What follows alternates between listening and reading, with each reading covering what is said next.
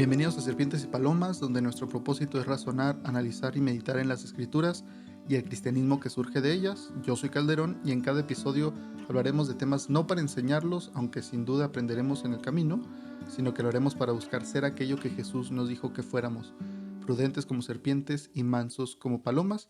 El día de hoy tenemos nuestro segundo episodio, titulado Como Palomas, que se deriva del primer episodio donde expliqué de dónde surge el nombre de serpientes y palomas, y me quise enfocar más en la parte de las palomas porque me parece que la parte de las serpientes, esta de ser astutos, de no ser dejados, de ser personas que estén atentas a su alrededor, creo que es algo que se nos inculca desde jóvenes, seguramente a algunas personas más que a otras, pero siempre se nos dice, ¿no? Que no te dejes, no confíes de más en esta persona, ten cuidado, ¿no? Generalmente son los padres los que nos dan este tipo de consejos y quizá algunos lo apliquemos más que otros, pero sin duda es algo que sí escuchamos desde pequeños y con cierta razón, el no ser de más confiados, sino ser un poco desconfiados nunca está de más. En español, de hecho, y en México en específicamente, no sé si se use en otras partes, tenemos esta expresión de que alguien está maleado y generalmente se usa para jóvenes que parecen tener cierta, ni siquiera madurez, muchas veces puede ser madurez, pero a veces se usa como que ha tenido experiencias que todavía no son de su edad y se le nota en su forma de comportarse, en su forma de hablar. O sea, es alguien que ya está maleado, por así decir. Y es esta idea, ¿no? De ya tiene esa inteligencia y ya se la sabe, que también es una expresión que tenemos aquí en México, ya se la sabe esa persona.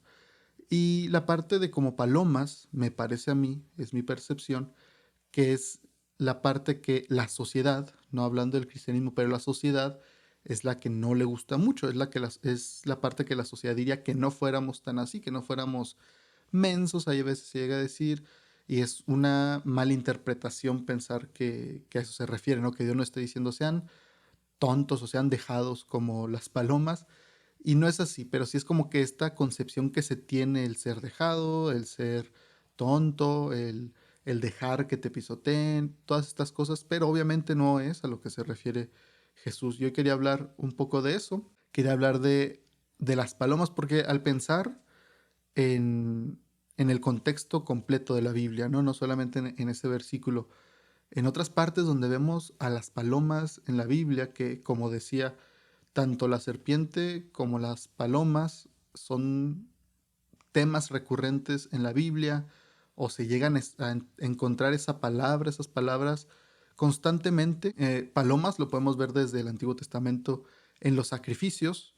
Era lo que llevaban las personas pobres, humildes, y generalmente se puede asociar este animal, a esta ave, con personas así, ¿no? Personas pues que son necesitadas, que no tienen tanto poder, y es curioso cómo podemos incluso relacionar a las palomas con personas en situaciones de necesidad precarias.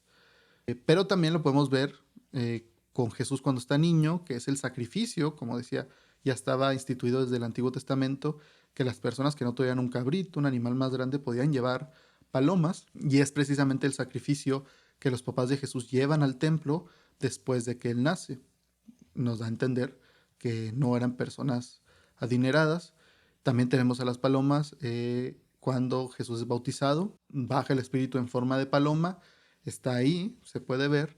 Y entonces este día de las palomas, aunque en nuestro contexto quizá no sea tan positivo, yo creo que la Biblia nos hace pensar y razonar, al decirnos Jesús mismo que seamos como las palomas, no es una afirmación para simplemente tomarla y decir, ah, bueno, así tengo que ser y ya, sino es una afirmación que se nos dice para pensarla. Por ejemplo, en las serpientes quizás sea más rápido pensar ejemplos bíblicos o pensar en cómo se ven, ¿no? O sea, ahorita les dije al principio, se puede relacionar muy fácilmente a situaciones o personas que conocemos, pero también encontramos de serpientes en el Nuevo Testamento cuando se les dice, Jesús mismo les dice a los fariseos que son nidos de víboras. Juan el Bautista también les dice que son nidos de víboras, que sin duda está haciendo referencia al Antiguo Testamento, a la serpiente de Génesis. Es decir, les está diciendo, ustedes son hijos de la serpiente. Ustedes son astutos como la serpiente para mal. Incluso en la parte donde Juan el Bautista lo dice, que sería en Mateo capítulo 3, es muy obvio que les está diciendo que su padre es la serpiente, Satanás, porque en Mateo 3, 7, Juan el Bautista les dice esto: cuando él vio que muchos de los fariseos y de los saduceos venían a su bautismo, les decía: generación de víboras, ¿quién les enseñó a huir de la ira venidera? Generación, es decir, ustedes vienen de otras serpientes, produzcan frutos dignos de arrepentimiento y no crean que pueden decir: tenemos a Abraham por padre, porque yo les digo que aún de estas piedras Dios puede levantar hijos a Abraham. Es decir, él está diciendo: ustedes creen que son hijos de Abraham y no se engañen, ustedes son hijos de la serpiente, que Jesús luego les diría cosas similares, ¿no? Hijos de Satanás, o su padre es el diablo. Y en cuanto a las palomas, yo pensaba en la actitud de la que nos dice Jesús, ¿no? Ser sencillos como palomas. Y el domingo pasado, en mi iglesia, me tocó compartir algo donde hablaba del sometimiento. Obviamente estaba hablando en otro contexto, pero me hizo pensar que tiene que ver también el ser sencillos, el ser mansos como palomas, con este sometimiento. Generalmente pensamos, cuando se nos dice o cuando escuchamos en la Biblia que alguien debe someterse a alguien más, y esto es lo que yo comentaba en la iglesia, generalmente en nuestro contexto, al escuchar la palabra someter, los ejemplos que tenemos actualmente pues no nos ayudan mucho, y no es culpa de la Biblia, no es culpa de nadie, porque el lenguaje pues es vivo, se está modificando, está cambiando, y esto lo podemos ver en eso, en cuando pensamos en someter. Yo decía que generalmente, y alguien más en la iglesia llegó a comentar, pues se piensa en las artes marciales, por ejemplo, ahorita, ¿no? Que está muy popular cosas como la UFC, las artes marciales, donde el ganador muchas veces puede ganar por sometimiento, que yo decía, pues suena así como que, bueno, ganó, pero cuando se refiere a sometimiento, a veces, no siempre obviamente, pero puede implicar, y ya ha llegado a implicar, fracturas, que se disloca una extremidad del cuerpo, que llega a haber una herida muy fuerte. Entonces, el sometimiento es cuando alguien dice: ya no puedo más, ya no aguanto, o esto que me está haciendo, esta llave que me está haciendo mi contrincante, me puede dejar un daño más grande y me tengo que rendir. También otro ejemplo en nuestro contexto sería algo que se ve mucho en las noticias, al menos siento que se puede llegar a leer muy seguido, es cuando leemos que la policía sometió a tal criminal, que la policía sometió a un ratero, que sometió a alguien que iba huyendo. ¿Y a qué se refieren? Que lo tumbaron al suelo, se pusieron sobre él y lo sometieron. Es decir, ya no se pudo mover, ya no pudo ejercer su voluntad, ya no pudo hacer lo que quería, fue sometido.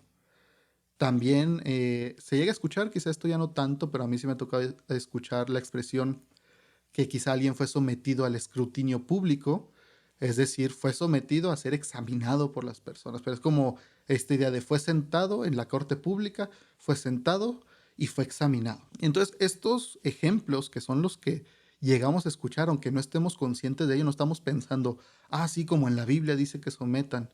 No estamos pensando de esa manera, pero nuestro cerebro, cuando piensa en someter, al pensar en su significado, va a ese rincón, esa parte del cerebro donde está guardado someter, y esos son los ejemplos que tiene actuales. Pero no es a lo que se refiere la Biblia. Yo hablaba y proponía más bien algo para pensar en cómo es someter. Yo decía que someter podríamos verlo como respetar el lugar de alguien, respetar el lugar del esposo, respetar el lugar de la esposa también, respetar el lugar de los padres, de Dios, de Cristo. Y si lo viéramos así, si viéramos esta idea de someter como honrar o respetar el lugar de, donde dice que sométanse a, que fuera respeten y honren el lugar del esposo, de la esposa, de los padres, de Dios, quizás sería más sencillo verlo así, porque en nuestro día a día nos sometemos a las autoridades, nos sometemos a los jefes, nos sometemos a personas que están más arriba. Lo experimentamos en la escuela, y si tuvimos buenos maestros, no teníamos problema en decir yo me someto a la autoridad del maestro. Si el maestro dice que así se tienen que hacer las cosas, que así se entregan los proyectos, que así califica a él o ella, está bien.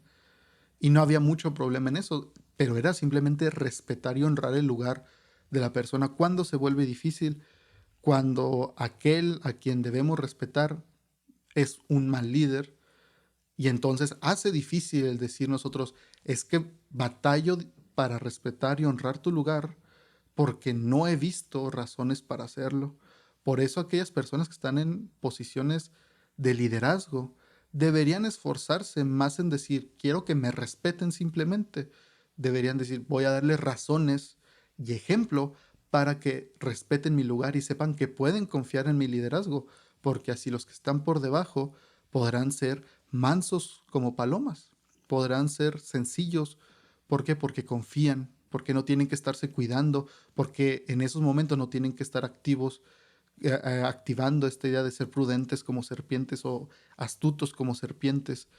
Y creo que eso es una lección muy grande para nosotros dentro y fuera de la iglesia, del cristianismo, en donde sea que tengamos un lugar de liderazgo, ya sea en nuestro trabajo, ya sea en la iglesia, ya sea siendo maestros en la iglesia o fuera de la iglesia.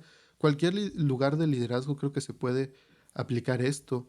Y sin duda siempre tenemos que estar, como decía en el audio anterior, atentos como las serpientes con aquellos que sabemos que también son así.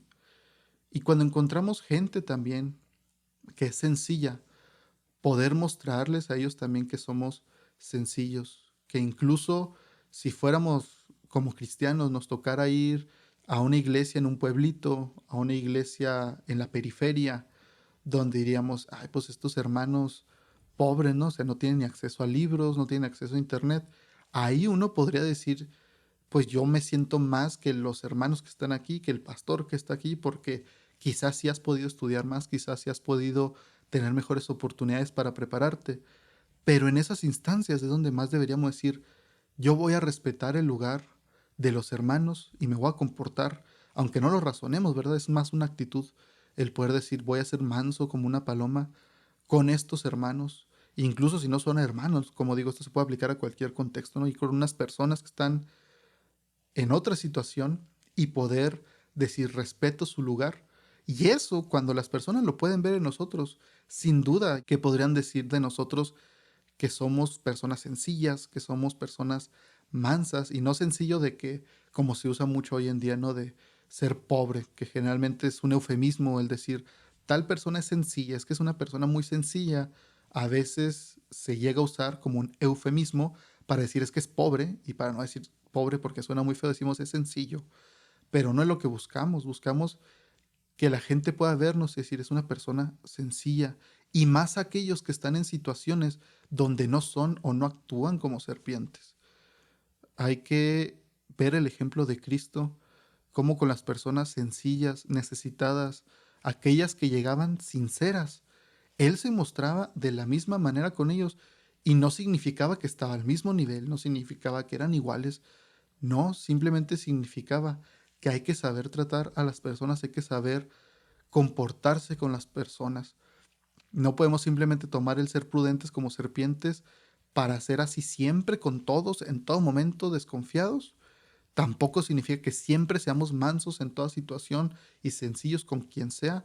Hay que ser las dos cosas, pero hay que saber con quién serlo y en qué momento para que podamos ser sabios. Aquí es donde entra la sabiduría, dónde se aplica.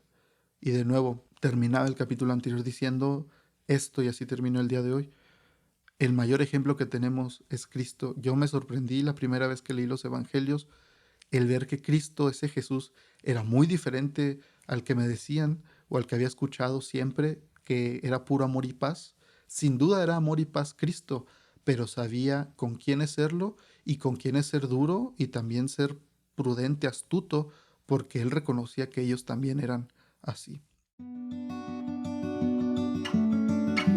Así terminamos nuestro capítulo de hoy. Espero que tengan un buen día y que les haya servido esto para reflexionar y que puedan seguir meditando esto durante el día. Dios les bendiga.